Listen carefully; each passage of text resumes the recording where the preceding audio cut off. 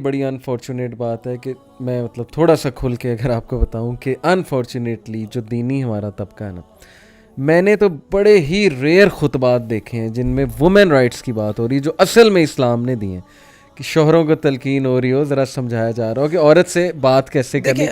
सुबैल भाई, इसको आप माने हमारे माशरे में, मैं वैसे दोनों को कहता हूँ, अभी रिसेंटली मैंने DHA में एक वर्कशॉप करवाई, माशाल्लाह काफ़ी पढ़े लिखे लोग वहाँ आए हुए थे, वो था dos and don'ts of marriage.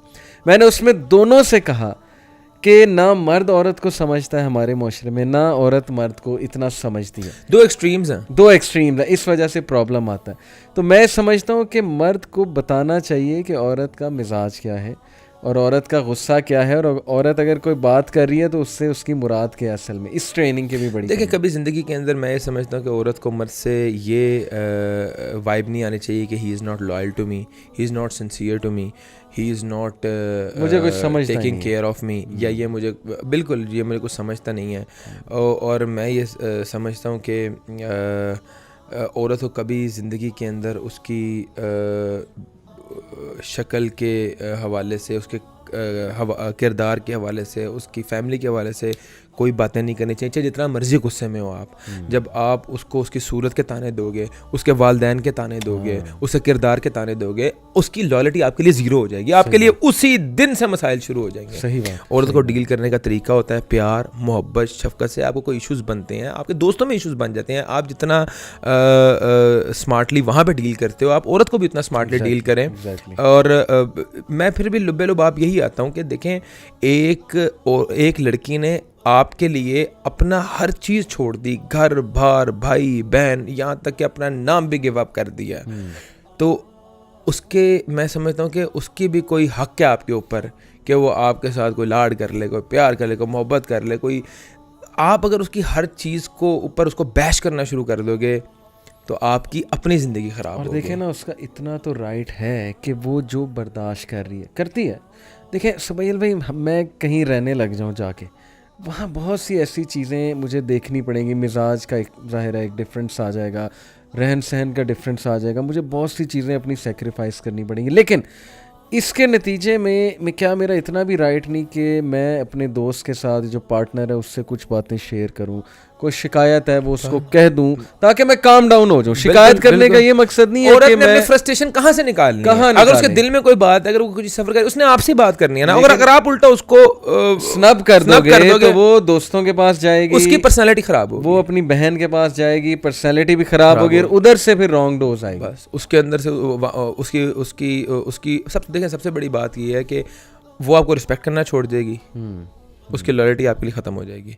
और ये चीज़ बड़ी ज़्यादा माशरे में देखने को मिल रही है अभी फ़िलहाल, कि जिसका मैंने पहले भी तज़किरा किया कि जो मर्द है वो अपनी बीवी को ताने देता है, जो बड़ी औरत के लिए तकलीफ दे बात होती है, उसकी सूरत के ताने देता है, उसे किरदार के ताने देता है। बिल्कुल होता है। तो मैं ये समझता हूँ कि ये एक इंतहाई घटिया और गलीज़ हरकत है। और फिर मैं ये बात करता हूँ कि आप माशरे के अंदर इज़्ज़तदार अपने आप को शो कर रहे हो और आपकी बीवी आपसे खुश नहीं है, तो यू आर ज़ीरो।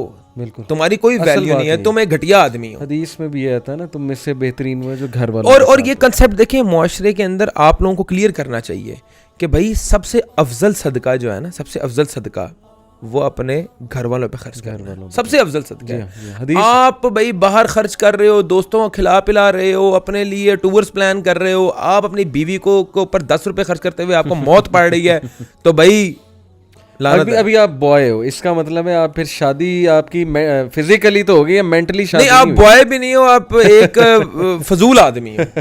बॉय भी नहीं हो, आप फजूल आदमी हो। सारा दिन आप गेमें खेल रहे हैं, वाइफ की आपको तो परवाह नहीं है कि उसके भी कुछ इमोशनल नीड्स हैं। मैं कहता हूँ if you want to be a man, if you want to be a man, be a man.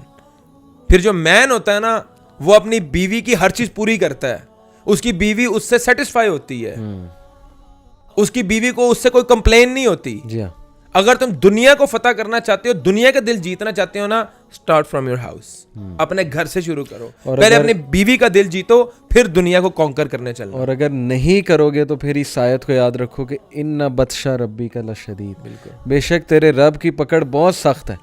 कल को आपकी भी बेटियां हैं, उन्होंने भी कहीं पे जाना है, तुम जैसा करोगे वो फिर आगे तुम्हारे फेस पे भी आ सकता है। मैं बताऊं आपको, मैंने कई ऐसी फैमिलीज देखी हैं, मैंने कई ऐसे लोग देखे हैं जिनके लाखों में अखराजात हैं, लाखों में अखराजात हैं। उनको अपनी बीवी को पॉकेट मनी देते हुए मौत पड़ती है।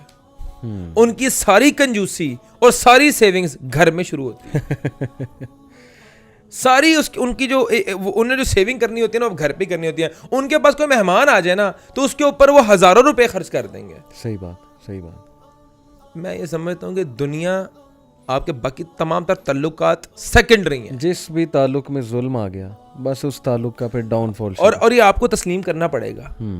और मैं ये कहता हूँ कि वो जुल्म है। अगर आपकी बीवी आपसे नाखुश है, वो जुल्म है। एक और बड़ी इम्पोर्टेंट चीज़ जो देखने में आती है, आजकल ना एक ट्रेंड बन गया है कि इन लॉज वाले खर्च कर रहे हैं अपनी बेटी पे, जो लड़की के माँ बाप हैं, लड़के के जो इन लॉज हैं। जैसे बच्चा होने वाला है, वो पेरेंट्स के चली जाती हैं, वहाँ पे पेरेंट्स ही उसकी टेक केयर करते हैं। ऑपरेशन भी अगर होना है तो वो भी पेरेंट्स ही देते हैं। मर्द जो है वो चिल कर रहा है बैठ के।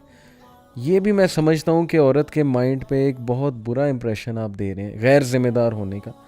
दूसरा, औरतों को भी इतना ज़्यादा ये नहीं सोचना चाहिए। कुछ मैं आपको बताता हूँ मसला क्या, कुछ ख़वातीन की तरफ से अनफॉर्चुनेटली पता है क्या बॉडी लैंग्वेज और इमेज आती है, वो ये आती है कि अगर उन्होंने कोई चीज़ डिमांड की ना शौहर से और वो उसके पास चले जेन्युइनली वो नहीं कर सकता, वो पूरा वसाइल नहीं है, तो वो क्या करती हैं, वो कहती हैं फिर हम अपने पेरेंट्स से ले लेंगे। इससे मर्द की वो इज़्ज़त नफ्स हर्ट होती है। वो फिर कहता है फिर चलो अब उन्हीं से लो।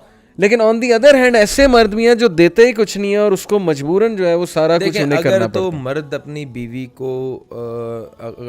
बीवी की चीज़ें नहीं पूरी कर पा रहा, उसकी नेसेसिटीज़ नहीं पूरी कर पा रहा, तो वुमेन हैज़ द राइट कि वो अपने वालिदैन से चीज़ें डिमांड कर सकती है।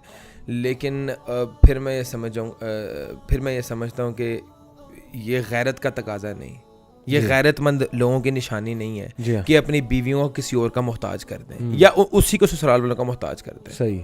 अपनी बीवी को उसके घर वालों का मोहताज करना एक गैरतमंद मर्द की निशानी नहीं है।